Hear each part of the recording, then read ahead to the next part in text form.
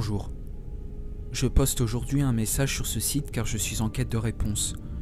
J'ai emménagé il y a tout juste 2 mois dans mon nouvel appartement et il y a environ une semaine j'ai décollé le papier peint pour peindre les murs.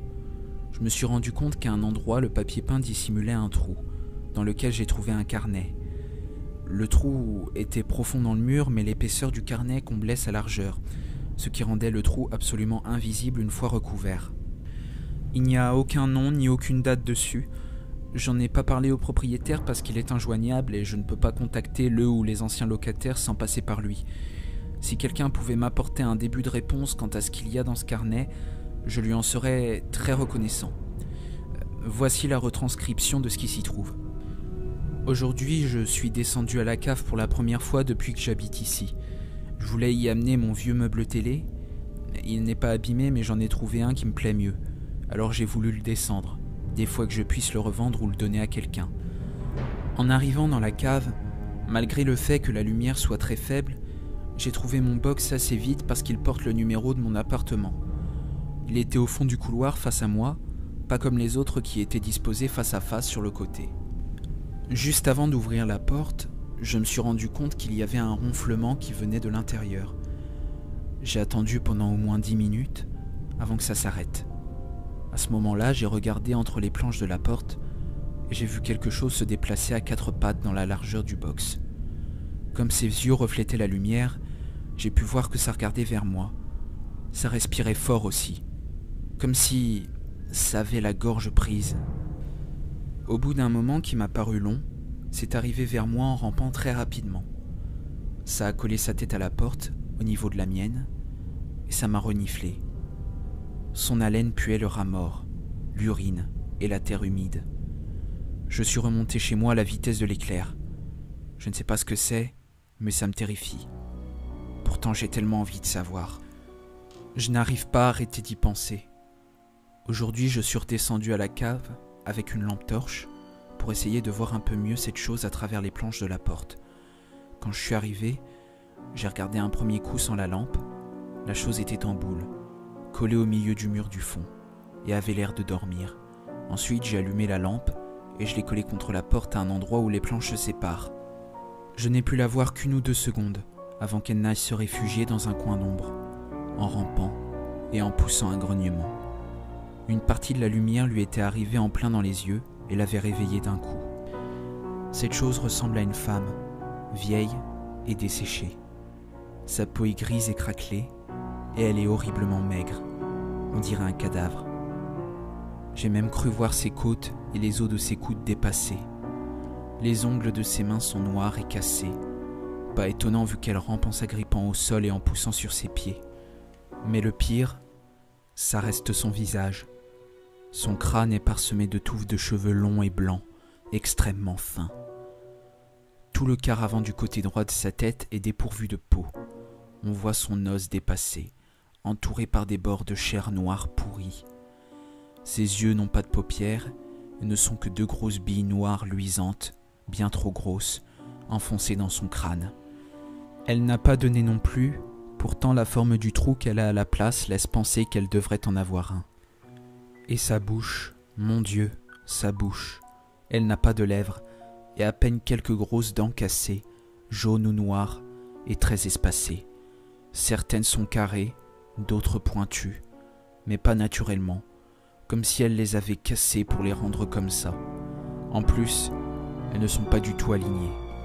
Ses gencives sont rouges sombres et enflées, comme couvertes de tumeurs, et elle suinte d'un liquide à l'air poisseux, jaune sombre vert, qui a l'air d'avoir fait comme une croûte à la base de ses dents. L'expression sur son visage est une expression de colère, comme un prédateur qui s'apprêtait à attaquer. Cette chose a l'air dangereuse. Je ne sais pas quoi faire. De toute manière, qui me croira si j'en parle? Je n'arrête pas de penser à cette chose.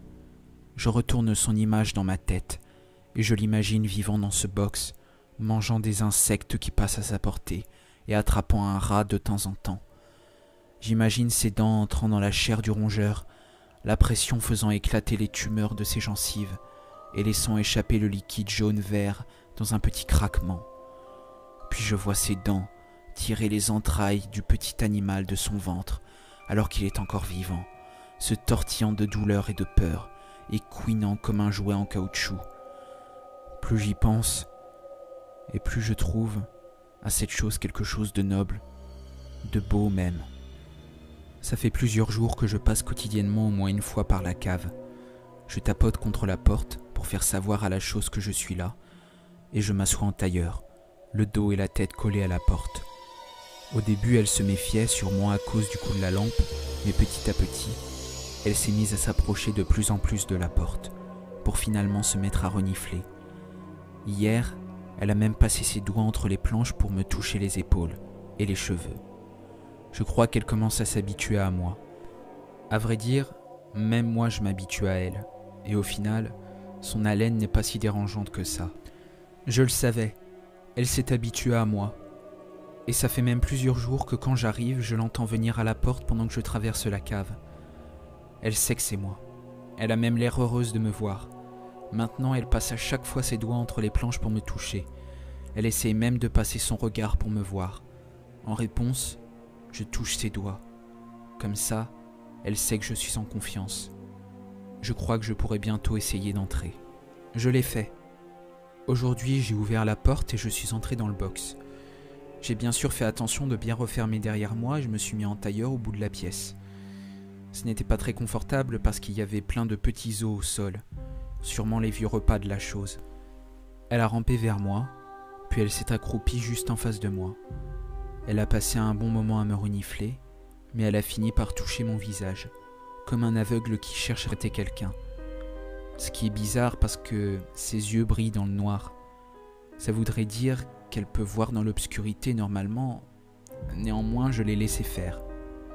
Et tout s'est bien passé. La voisine du premier m'espionne. Aujourd'hui, en descendant l'escalier, elle a ouvert sa porte pile quand je suis passé devant chez elle. Elle m'a dit que ça suffisait, que tous les jours elle m'entendait descendre à la cave, et elle m'a demandé ce que je pouvais bien y fabriquer. Je lui ai demandé de s'occuper de son gros cul flasque et de laisser les gens utiles à la société vivre comme ils le voulaient. Elle a tellement été choquée qu'elle est rentrée chez elle et a verrouillé sa porte. Espèce de vieille pute. J'ai aucun compte à lui rendre. Non mais... Hier, ma pauvre petite chose avait l'air très mal en point. Je ne savais pas ce qu'elle avait. Elle était adossée au mur du fond, les bras le long du corps. Quand je suis arrivé, elle poussait comme des cris de douleur. J'ai essayé de comprendre ce qui n'allait pas. Elle n'avait pourtant pas l'air blessée ou quoi que ce soit. En tout cas, elle a dû comprendre que je cherchais à l'aider puisqu'elle a fini par me regarder. Elle m'a montré sa bouche ouverte du doigt. J'ai tout de suite compris qu'elle avait faim. Je lui ai donc descendu une entrecôte que j'avais dans le frigo. Je me suis dit qu'elle préférerait crue et j'ai eu raison. Dorénavant, je vais lui apporter à manger tous les jours. Comme ça, elle ne manquera de rien. Et au moins, comme elle n'a pas l'air de déféquer, ou peut-être qu'elle est scatophage, je n'aurai pas à nettoyer. Tout se passe bien avec ma petite chose. Elle mange correctement et elle a l'air en forme. Le seul problème, c'est cette connasse de voisine. Elle parle de moi aux autres locataires. Mais comme ils doivent la croire à moitié folle, personne ne la prend au sérieux. C'est dingue ce qu'elle peut m'énerver avec son air accusateur. Et la peau de son cou qui tremblote quand elle parle. J'ai envie de la cogner. Et j'aime pas la façon dont elle me regarde. Je ne sais pas qui elle croit impressionner, cette vieille connasse. J'ai discuté avec un voisin aujourd'hui. Très sympa. On a parlé de la vieille du premier.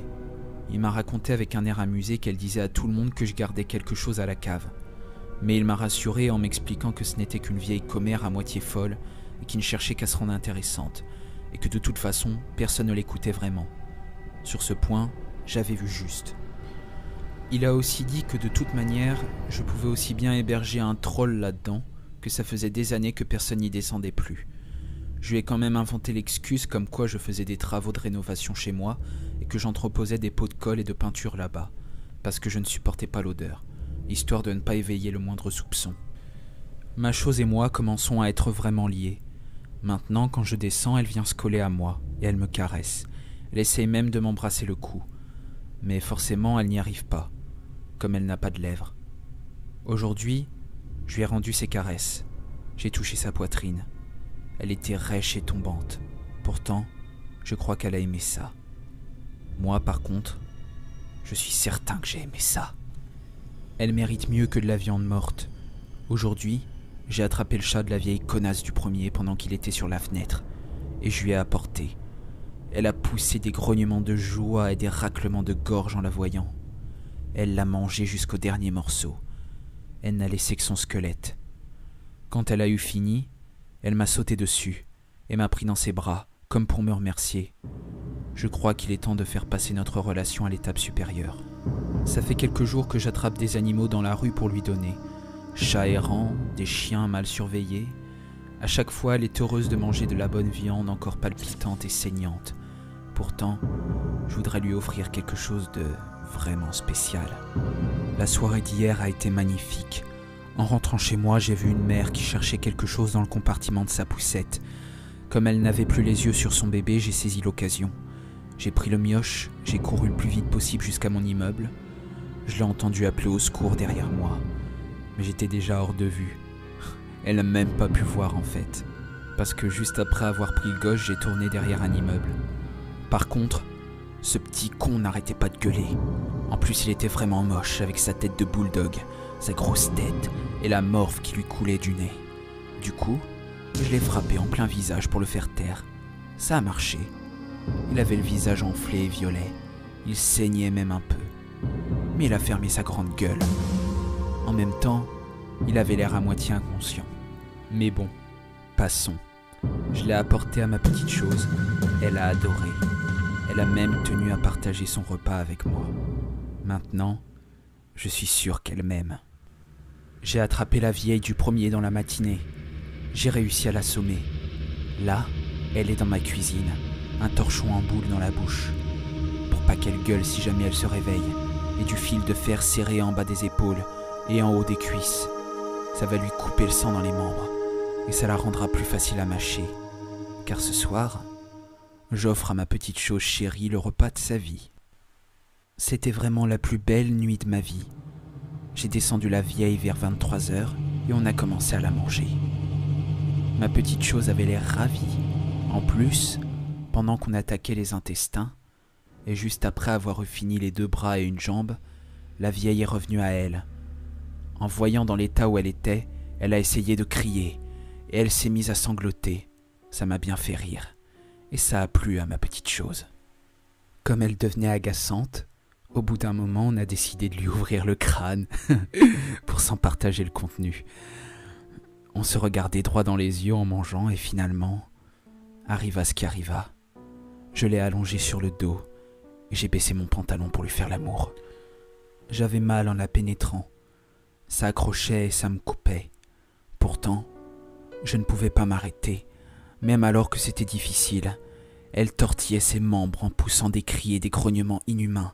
Sa tête se balançait de gauche à droite et sa langue, un grand morceau de chair noire, semblait bouger indépendamment en sortant de sa bouche. Au bout d'un moment, j'ai fini par venir et je suis sorti d'elle. Elle est restée dos au sol, respirant d'un souffle sifflant et faisant de gros gargouillis avec sa gorge. C'était magique. Les gens de l'immeuble se posent des questions sur moi. Il est temps de rejoindre ma petite chose chérie dans la cave. Je m'arrangerai pour sortir de temps en temps parce qu'il faut bien se nourrir. Là au moins, ils ne viendront jamais me chercher. Je ne vais pas détruire mes notes. Je vais me contenter de les cacher quelque part dans mon appartement. Notre histoire est trop belle pour être effacée. Et qui sait, peut-être qu'un jour quelqu'un lira ces lignes et comprendra ce qu'est le vrai amour.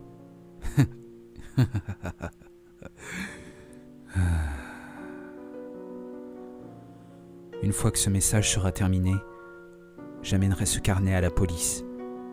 Pas question que je descende seul à la cave. Il n'empêche que je ne comprends pas ce que j'ai lu et que j'aimerais recueillir des avis, des idées, n'importe